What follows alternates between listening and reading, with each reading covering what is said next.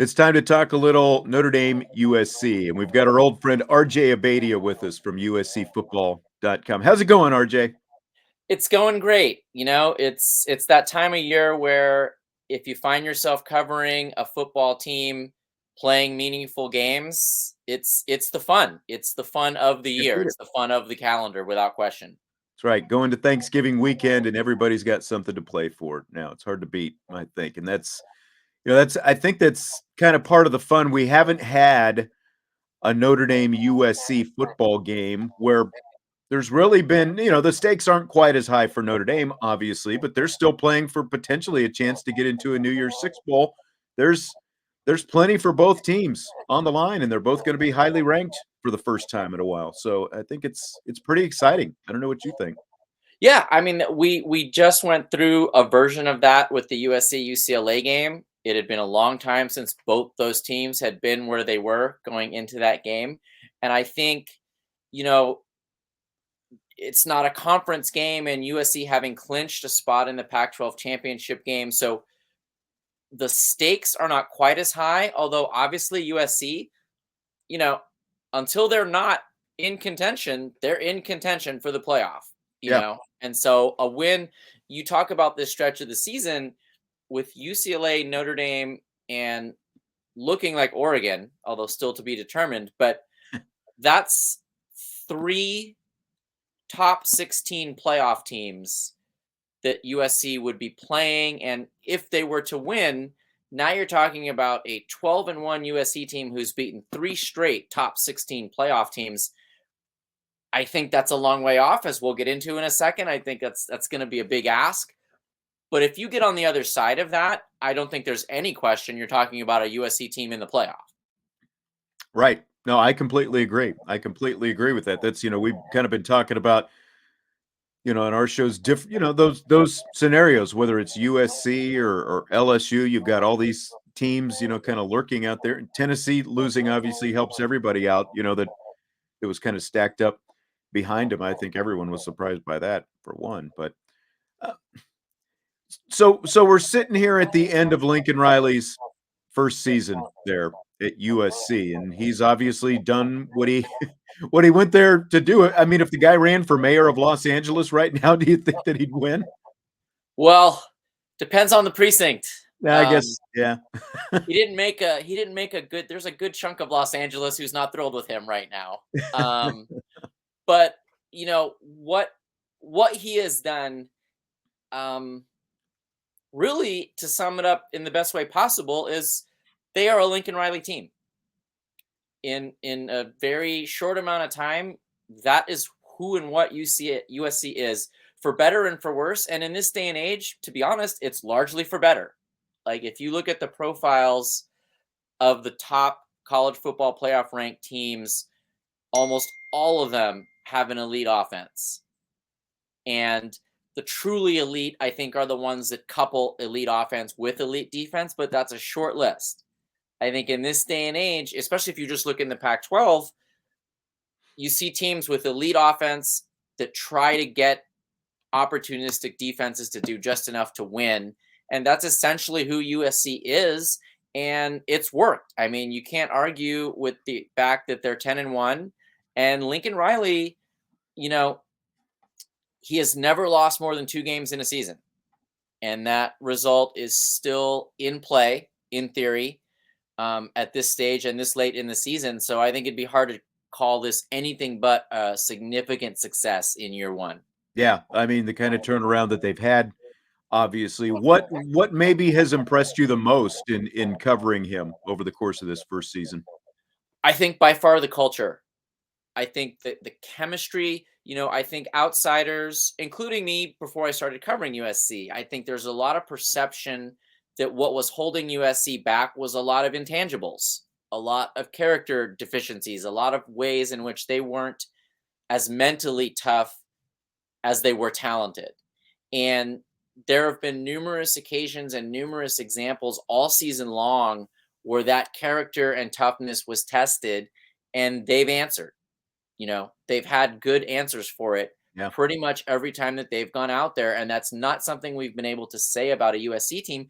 And I don't think when Lincoln Riley came in, it was something that people latched onto as an expectation. I think they knew that he was going to take the offense to another level. I think they knew that there would be winning a lot more than last year. But if you look at that game last night, a bunch of the headlining plays were made by transfers, guys were here. I mean, some as late as the summer, guys who arrived June and July, and they're Right. making championship plays for you. And the thing is, it's I think the last time we talked, right? This is a team that had played no games together before September. Exactly. They don't have years of common battles, common experience to draw on in these tough moments, and they've had answers far more often than they haven't. And the other thing that's been really interesting is this staff has also not played our guys, their guys.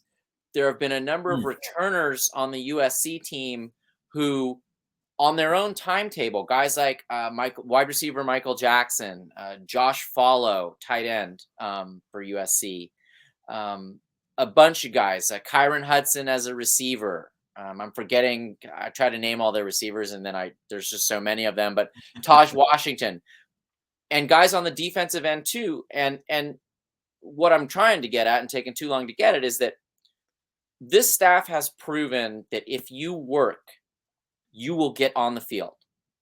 And that sounds really simple, and that sounds like something you presume would be the case everywhere, but you and I both know it's not the case everywhere. That's right. That's absolutely right.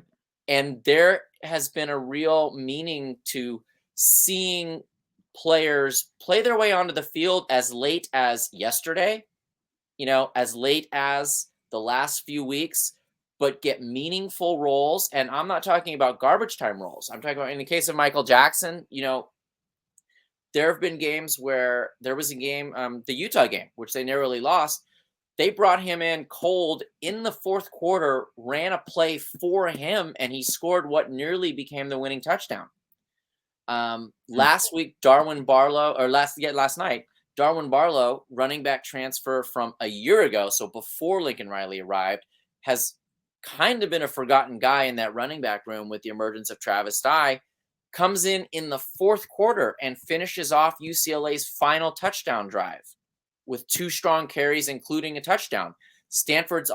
No longer Stanford's, but Austin Jones stepping up for Travis Dye after spending most of the season backing him up and putting up 125 yards. There have been cases like that all through the year, and those are the symptoms of a good culture.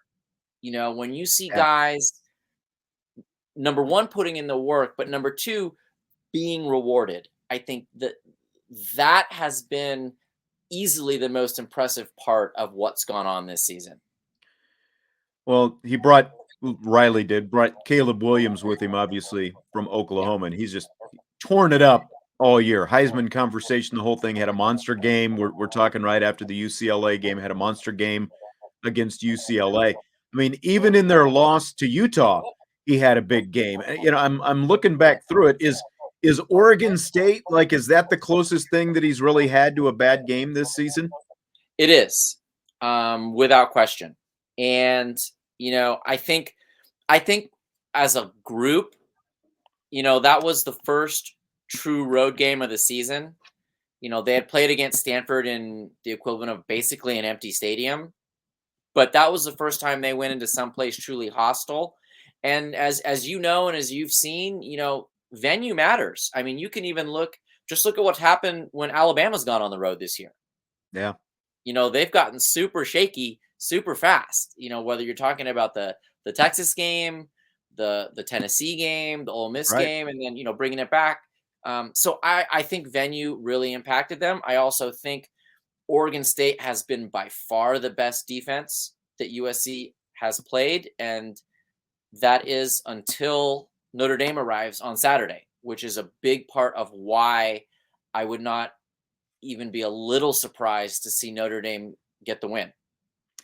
Well, and that's, we were just talking before we started, and I was kind of thinking of this to an extent, it's like you've got UCLA, and USC has always played in these years where Notre Dame comes out to Yeah. the Coliseum. They've always played Notre Dame and UCLA back to back. The order has been reversed in previous years a lot of times, but they play them back to back, and especially now where you're sitting here in late November, that's got to take some kind of a toll, I would think, on a team like USC to one have to win a game like they just did against UCLA, and now you've got your other biggest rival, Notre Dame, coming into the Coliseum this week. Yeah, and as we were saying, it's a toll in years when the stakes are low. Right. But it's a toll now because Notre Dame is good. UCLA is good. And USC is good. You're Yeah. playing for big stakes, and that there is a mental and a physical cost at this stage of the season. And obviously it's still, everyone would trade places, right? Everyone Sure. would take the problem of being 10-1, of being on the border of pushing into the college football playoff, of clinching a spot in your conference championship game. These are great problems to have. I think when you zero in on the Notre Dame USC game, it's really just a really conspicuous spot in the schedule because, as we were saying before we got on, USC is playing in a championship game, but they're not doing it for 2 weeks, right? So the Notre Dame game has stakes always.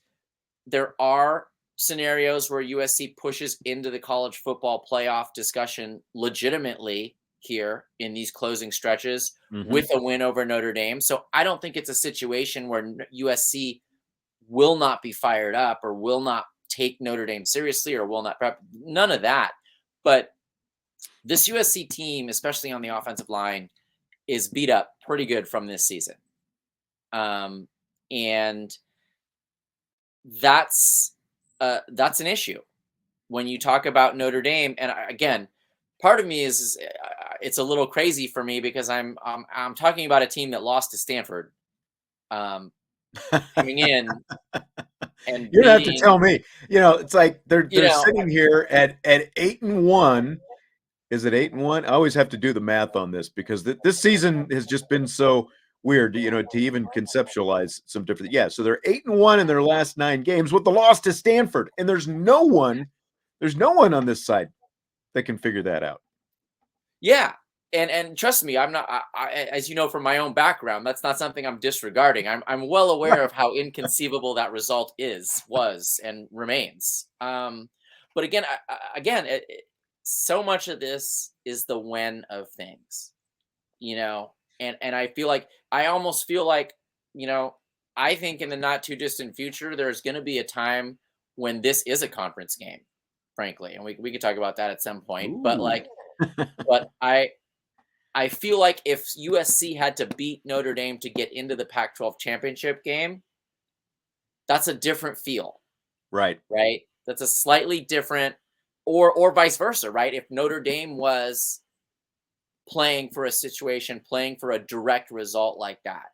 But I just think, and look, USC has answered every challenge this year but one, and that one was a 1-point loss. So I don't want to make it seem like it's a fait accompli or just it's inevitable. I just think this is a big ask when you look at the type of football Notre Dame plays and Well, where and they that's fall on the schedule. what's as someone who covers USC, obviously, what concern level should there be on the USC side / what confidence level should there be on the Notre Dame side when you look at that matchup, Notre Dame's running game against USC's front seven? Well, that's a very clear strength versus weakness Right. spot, right? And that's the other part of this is that it's not just the quality of team that Notre Dame is, and they're vulnerable. Don't get me wrong. This is not 1988. I recognize that, but the type of good team they are is kind of what creates the concern. UCLA, if you look at their overall profile, you might call them a better team than Notre Dame, but they're not a bad fit for USC. Yeah. Even with Zach Charbonnet, USC actually did a really good job defending Zach Charbonnet. They were the first team in 5 games to keep him under 100 yards last night, which played no small role in the victory. So again, USC's not just they're not just gonna lie over. They're not just gonna bend the knee here at all. But I just think it's just a tough matchup. This is a good time for Notre Dame to be playing USC. Yeah, I mean, is the best way I'd say it.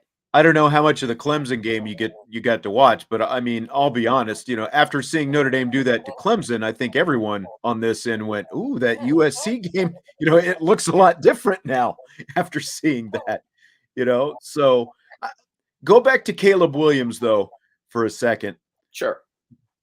Does he, I mean, virtually everything that we've seen from him is good. Again, like the Oregon State game, they still won that game. And as you said, the closest thing that he's had to a bad game. Is there a real weakness that Caleb Williams has?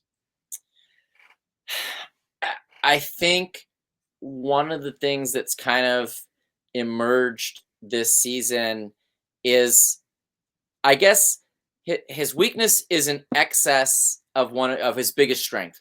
I consider him the least sackable quarterback, not just this season, but one of the least sackable quarterbacks I've ever seen play.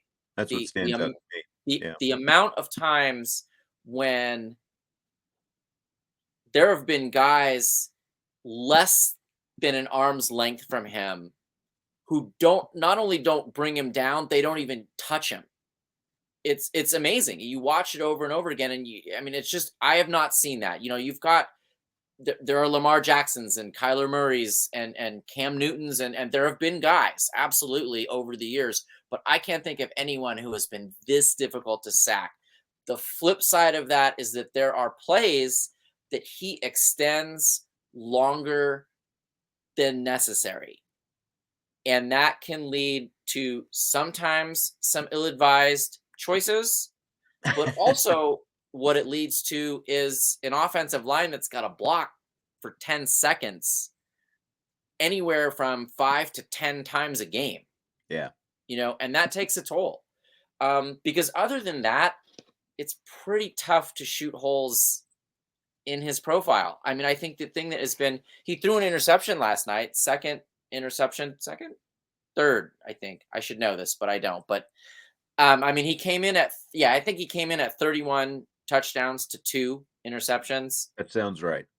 Elite quarterbacks or coaches are happy with guys who are at 3-1, let alone 10-1, 11-1, 12-1. Right. And the thing that stands out about what he's done this year, amongst all the big plays he's made, amongst all the things he's done well, is this team just does not turn the ball over with any frequency, any regularity, which means you've got to get them off the field in 4 downs. And it is really hard to keep this team from gaining at least 10 yards every 4 downs. Well, you were just touching on their offensive line, and I'm going to give you credit, first of all, because go back to the summer when we talked coming into the season, we were talking about, okay, what are the questions that they have and, all these different things. I brought up USC's offensive line, and they weren't very good last year. And you said, well, they got better. By the end of the season, they were a much better offensive line than they were at the beginning of the season. And here we are now. They're a Joe Moore Award semifinalist. So I guess a couple of things. One, and I'm not trying to take anything away from them, because I haven't, I've watched a few of their games and they look good and what you're describing. So I guess the question is 2-part. One, how much better have they looked? But also, how does Williams factor into sort of how much better they look because of all the dimensions that you were just talking about with him? Well, I think both of those, both things can be true, right? They can be a really good offensive line who has benefited from Lincoln Riley and Caleb Williams. I think both things are accurate. If you look at their numbers, they're giving up pressures on about 36% of the dropbacks, which is not elite low, and it's also not red alert bad, and again, there have been plays conversely where the few times when Caleb Williams has been sacked, it's as much on him as on them. But I think if you look individually, Brett Nealon is the number 2 graded Pro Football Focus center in college football. Andrew Voorhees, who plays left guard right next to him, is the number 3 rated guard. So this is a pretty talented group. This is a good group, and that's really been the big contrast between offense and defense this year for USC, is that Lincoln Riley inherited a pretty good offensive line and one with room for improvement, as you've seen. Defensively, they did not inherit that kind of front seven and that kind of line of scrimmage presence, and that's how the season's played out. An elite offensive line has turned them into an elite offense.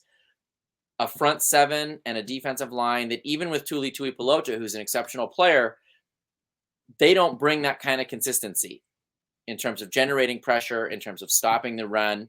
And that's why you kind of have the team that you have at USC.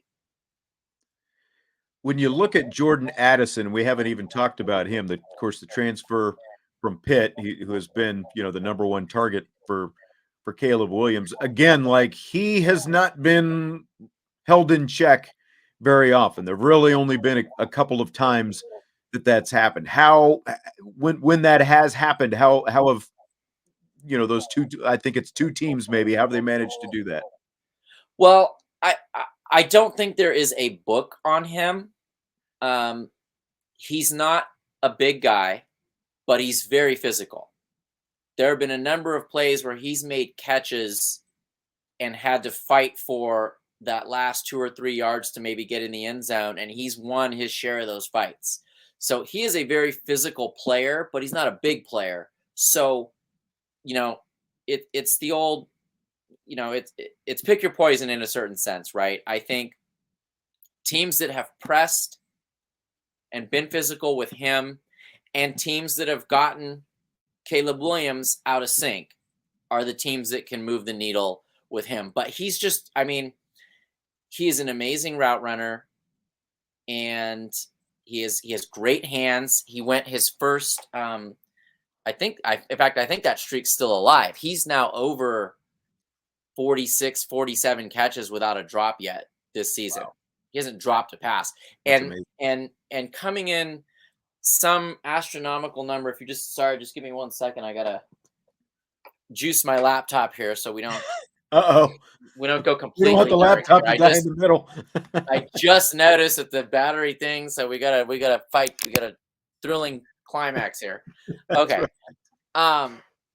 Okay. Now wait, is this thing on? What are we doing? Trust me. The Boston College guy last week had a baby sleeping in his arms, when we were doing the interview. So you plugging in a computer is nothing at this point. So. Yeah, no, I don't. What world are we even living in at this point? Who can tell? All right. Well, I'm just gonna hope for the best here at this point. But no, with Jordan Addison, he's just an all business football player. He's physical. He's an amazing route runner. And he's in a great offense. It's very difficult. And I will say the other silver lining that even Lincoln Riley kind of referenced over the past few weeks when Jordan Addison wasn't available is that they got a lot less predictable, because they're, like I said, with Michael Jackson and some of the other guys, they're going to throw to the open guy. And if that's Jordan Addison, that's who it's going to be. But you don't see a lot of force feeding in this offense. So now if you're a defense and you do your job on Jordan Addison, but they've got 4 other receivers out in the pattern, you need your second, third, fourth, and fifth best cover guys to cover. And if one of them doesn't, the odds that Caleb Williams is going to find that guy is pretty good. It's pretty. I was just thinking about how Notre Dame lines up to defend that, and it's. I don't know. It's going to be very interesting. They haven't seen, they've seen a couple good quarterbacks, but they've seen nothing like that. They've seen nothing like this system. They've seen nothing like what USC is going to throw out there, from a receiver standpoint. So it's a really curious matchup for sure. And it's, again, this is a rivalry that that goes back forever, and it feels like where these two programs are right now, like this could kind of go back to being a national rivalry here for the next few years, the way things are shaping up.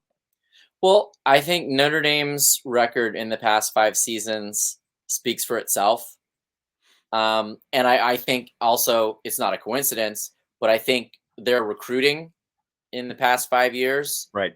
kind of speaks for itself. And with Lincoln Riley at USC, I think the football, the offense is going to be up at that level. I think we just kind of arrive at the true crossroads for Lincoln Riley. The last bridge for him to cross basically is, can he recruit elite defensive talent and build a defense that matches what he's done on offense? Yeah. That's the final threshold. That's the thing that he couldn't do at Oklahoma. That's kind of the ceiling that he hit there, right? Yep. Is that he put up some unbelievable teams that didn't lose. I mean, they won. They never lost more than twice in a season. But when you get up against that elite team in college football playoff games, it goes south quickly if you don't have answers on both sides of the ball. That's right. Notre Dame knows that all too well themselves. Yeah, absolutely. That's the bottom line. Yep. So yeah, I think it's trending in that exciting direction. I really do think. I think it's not that far away from a scenario where maybe a year from now, this is a top 10 matchup. Yeah, I think it it's very not well. far from being one as we speak, right? Yeah, that's right. I mean, it's not far off. That's for sure. I saw, and again, we talked in the summer. It was maybe just within a few days after the big USC UCLA announcement to the Big Ten is when we talked. I think it was last week that not so fast, like UCLA might not be able to be a part of this. Do you have any insight, like exactly what is going on with them and what could keep them out of this deal? Well, the level that's occurring is the University of California level. Okay. You got to remember that that's the huge difference that everyone knows, but it comes into play at this moment. USC is a private school. Right. They are not bound by an institution or an organization larger than themselves. Right. UCLA is a UC school. They are part of the state of California, right? So there's a board of regents that runs the UCs, and it is not a situation where UCLA is completely autonomous. Now, if you're asking me, where would you bet? Where's the smart money? I think to the extent that UCLA is committed to making this move, there's a path. But it's not at this moment, it's not guaranteed. It's not the no-brainer that it is for USC. I think, again, my sense of this in the long run being inside the next 5 years, I think Stanford, UCLA, Oregon, and Washington are all going to be part of a super conference Big Ten scenario. I defer to you, as always, with issues about Notre Dame. I think at some point in that window, Notre Dame's going to make that choice as well. It might be maybe a little longer than that, a little shorter. I don't know. I think that's where college football's going, and I would be shocked to find out that the UC regents kept UCLA from that emerging kind of NFL level to super conference tier at the end of the day. Yeah. As far as Notre Dame is concerned, the biggest chip that fell in their favor here, within the last month, was when they decided they're going to expand the playoff to 12 teams, keeping that access, making sure that there is more access to the playoff as an independent was big. The next piece they have to solve now is what's going to happen with this TV contract. Are they going to be able to keep NBC, or will CBS or Fox get in the mix?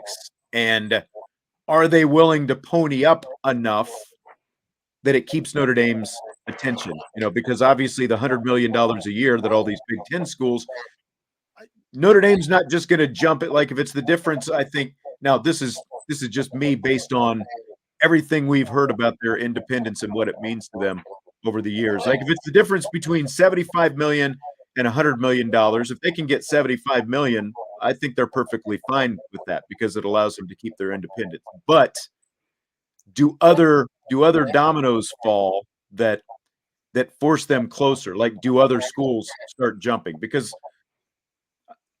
I don't know about you, but everyone in this part of the country was sure pretty surprised when all of a sudden here's USC and UCLA jumping. So that's the next thing I think is, do other schools start jumping, and does that force Notre Dame's hand to some extent? So, but again, having the access to the playoff is huge for them, and having that independent TV partner is the next biggest piece for them. So that's what we've got to and I think we've got about 3 years before that, the current contract is up. So Yeah, well, look, that's the enviable, perfect position, right? I mean, you still, it shouldn't be lost on anybody that it's 2022 and that there is a single college football team that's got its own network. right, Like that's not a little thing. Like right, that's a big deal. First off, like you said, and I'm not a TV revenue expert, so I'm not going to go too far out on this ledge, but in my line of thinking, if you've got your own network, you got to be pretty healthy financially. That deal has to be bringing in something pretty competitive to make it work, right? And right, if you are the only school that plausibly gets a deal like that, you're not giving that up unless you absolutely have to give it up. And I think right, that playoff component is the part that matters the most. But I also think, like, even with a 12-team playoff, if the two super conference situation emerges, maybe not explicitly, but maybe implicitly, even with 12, it becomes a tougher situation for Notre Dame. right. That's Right. where it gets sticky. Like if like what you're saying, yeah. And like I said, other dominoes falling. If it comes to where it is, everything's funneling to those two super conferences, like you say, then that's a completely different scenario Yeah. for Notre Dame at that point. I think that there are probably, like some conferences that'll probably be willing to let Notre Dame at least keep a pie, a piece of that pie, assuming, they have a TV contract and that kind of, just like when they joined up with the ACC a couple of years ago, they all said, okay, well, you can join, but we're getting part of your TV revenue. And Notre Dame was like, well, we want to play football this season, so that's fine. But yeah, you're right. The super conference, the idea of the two super conferences, that's the game changer for everybody, especially for Notre Dame. You're right. Yeah. Well, RJ, it's been great catching up with you as always. And like I said, I think we're all excited to see a very meaningful on both sides Notre Dame USC football game this weekend. Should be a lot of fun. It should be great. Always great talking to you, Sean. Have a happy Thanksgiving and You too. enjoy the game on Saturday. I think it's going to Right. be a great one. Absolutely. Thanks, RJ.